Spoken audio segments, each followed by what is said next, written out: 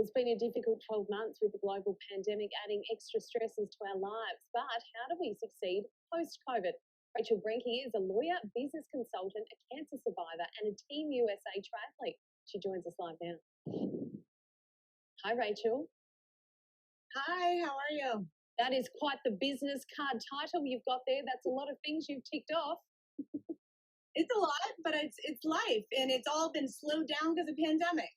Absolutely. I mean, I guess as everyone's trying to go into 2021 in a positive mindset with all the things that you've done in your career and all the people that you've come into the contact with. What are some of the keys to success, do you think? What are some of the mindset things that we need to be putting in place this year? It's all about rolling with the punches and pivoting. I think that has been the name of the game during pandemic for small businesses all the way up to these large corporations. When everything has shut down, especially here in the United States, small businesses really have had to take to the streets, the online streets, right? Figure out ways to provide digital and virtual services or delivery if they're restaurants, or even turning from not just delivering food, but selling off the products because they were trying to also honor the contracts they had. Those are just a few of the examples, but pivoting has really been the name of the game. And I think that we're going to see a lot of silver linings come out of COVID in that now it's added all these other income streams and diversity to businesses. And that is really going to be the key to post-success COVID is keeping all this. Consumers are watching and they're enjoying the changes. They're enjoying being connected in other ways. So, I mean, a lot of businesses, I think, want to hope that we're out the other side of this, but at the moment, it's pretty evident that we are not. How important is it to put a crisis plan in place and to actually have an idea of where you're going to go if something like this raises its head again? Yeah, I think that has been one of kind of the positives that come out of pandemic is that it's forced a lot of businesses, especially small businesses, to put crisis plans in place. You never know what's going to happen to you or your business. I mean, I had no idea that I had a cancer at the age of 20, right? And I was running my own business at the time, had kids, didn't know what was going to happen. So it's all about putting supports in place, identifying key responsible people if something happens to you, even now during COVID, but also having an exit plan for your business. Additionally, how are you going to manage and deal with your existing customers and going forward? All the plans have changed. Everyone's had to pivot and scrap it and put these crisis plans in place. And I just hope that it'll stick around post pandemic because it's just smart business, but it also helps businesses to be legally protected.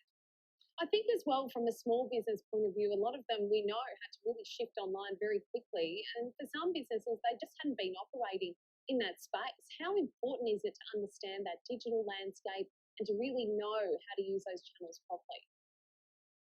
Yeah, one of the things that was kind of interesting to see, I work with so many small businesses from really small up to mid-sized, larger corporations, and those that already had a virtual, flexible environment hardly felt a hiccup when it was time for pandemic.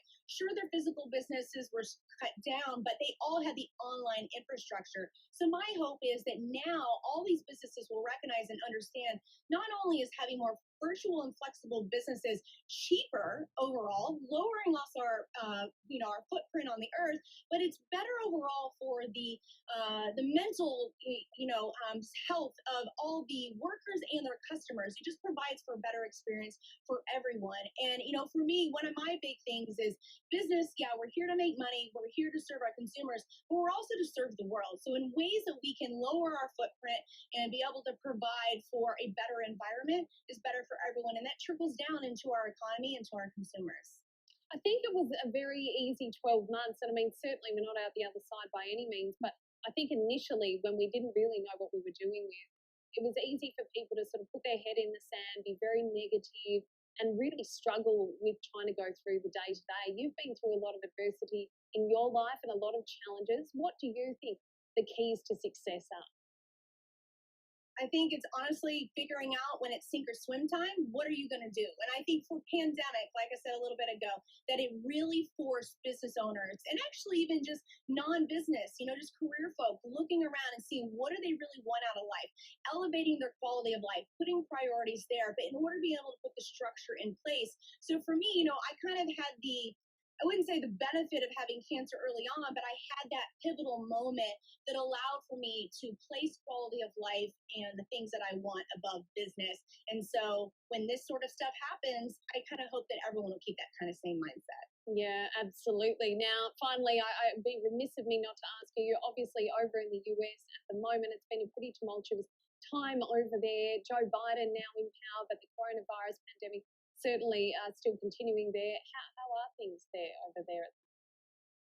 Well, it's interesting. I live right outside of DC, so when everything was going down, inauguration, the riots, and all that, I'm just outside the bubble, but it's enough that it's fully, we're immersed in it in our news cycle here. I don't know so much about those across the US, but definitely where I'm at.